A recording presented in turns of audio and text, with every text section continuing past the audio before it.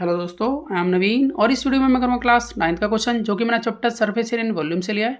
तो चलिए शुरू करते हैं। तो देखिए सम में हमें दिया है the sum of the radius of the base and the height of a solid cylinder is 37 metre if the total surface area of the solid cylinder is 1628 metre square then what is the volume of cylinder. तो देखिए sum में हमें बताया है कि एक solid cylinder के radius और हाइट का सम 37 मीटर है और टोटल सरफेस एरिया उस सिलेंडर का 1628 मीटर स्क्वायर है। तो हमें यहाँ पर उस सिलेंडर का वॉल्यूम निकालना है। तो सबसे पहले मैं उस सिलेंडर के रेडियस को r मान लेता हूँ और हाइट को h मान लेता हूँ। तो इसे मैं यहाँ मेंशन कर देता हूँ। तो देखिए मैंने यहाँ पे मेंशन कर दिया है कि let radius of cylinder be x and height be h। अब हमें यहाँ पर मालूम है कि r प्लस h जो है वो यहाँ 37 मीटर के इक्वल है, तो उसका मैं यूज़ करूँगा।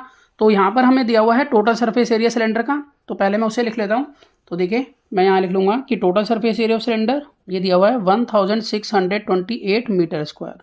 अब total surface area of cylinder होता है 2 पाई r ब्रैकेट में h प्लस r, ये इक्वल है 1628 के बराबर।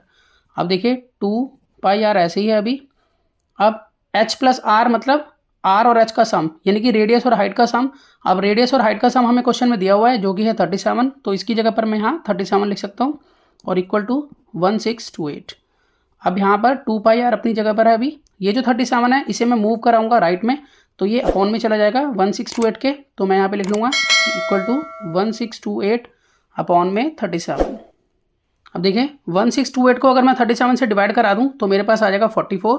तो मैं यहाँ पर इसको कट कर लेता हूँ, 37 बन जाए 37 और 1628 को 37 से डिवाइड करेंगे तो आएगा यहाँ 44। तो यहाँ 2 पाई r जो है वो 44 के इक्वल आ गया। तो मैं यहाँ पर लिख लूँगा 2 मल्टीप्लाई, अब पाई की वैल्यू यहाँ पुट कर देता हूँ जो कि है 22/7। तो यहाँ 22/7 मल्टीप्लाई r इक्वल टू 44।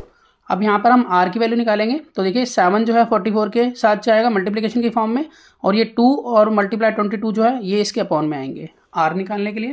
तो मैं यहाँ पर लिख लेता हूँ कि r इक्वल टू 44 मल्टीप्लाई 7 और यहाँ 2 मल्टीप्लाई 22।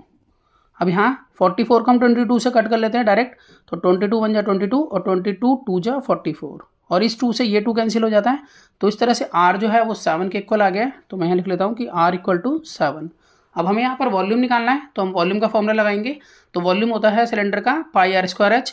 अब हमें r भी पता है, अब हमें h चाहिए, ठीक है। तो h कैसे निकालेंगे? तो देखिए जैसे कि हमें मालूम है कि r प्लस h ये 37 के इक्वल दिया होता है हमें क्वेश्चन में, ठीक है। क्योंकि हमें कहा था ना यहाँ पर, देखिए यहाँ पर कहा था हमें कि the sum of the radius of the base and the height of a solid cylinder is 37 metre, यानी कि रेडियस और हाइट का जो सम है वो 37 है। तो हमें रेडियस पता चल चुकी है, तो हम यहाँ पर हाइट निकाल सकते हैं इससे। तो यहाँ पर हम 7 पुट करेंगे प्लस h इक्वल टू 37। तो h निकालने के लिए 37 माइनस 7, तो इस तरह से हाइट आ जाती है 30 के इक्वल, और इसे हम लिखेंगे मीटर में। और यहाँ पर 7 भी यहाँ मीटर में होगा, यानी कि रेडियस मीटर में होगी। अब हमें यहाँ पर वॉल्यूम निकालना है। तो देखिए यहाँ पर पेज खत्म हो गया, मैं साइड में कर लेता हूँ, थोड़ा सा रह गया क्वेश्चन अब। तो मैं यहाँ लिख लेता हूँ कि वॉल्यूम ऑफ सिलेंडर ये होता है पाई r स्क्वायर h, पाई की value 22/7 multiply r into r यानी कि 7 मल्टीप्लाई 7 और h यानी कि 30।